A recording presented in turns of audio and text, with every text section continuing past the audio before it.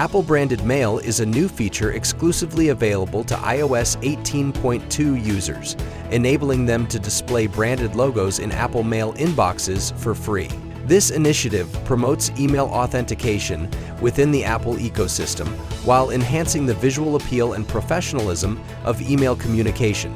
To pre-register or sign up for branded mail, ensure your domain is set up with SPF, DKIM, and DMARC configured to a policy of quarantine or reject. Then create an account on Apple Business Connect and set up your brand by providing the necessary details. Upload your branded logo in the required dimensions and add the domain or email address you use to send brand emails. Apple will generate a TXT record for domain verification, which you'll need to publish on your DNS. Once completed, return to Apple Business Connect to finalize the verification process. It's important to note that Apple branded mail is not a replacement for BIMI, though they share similarities.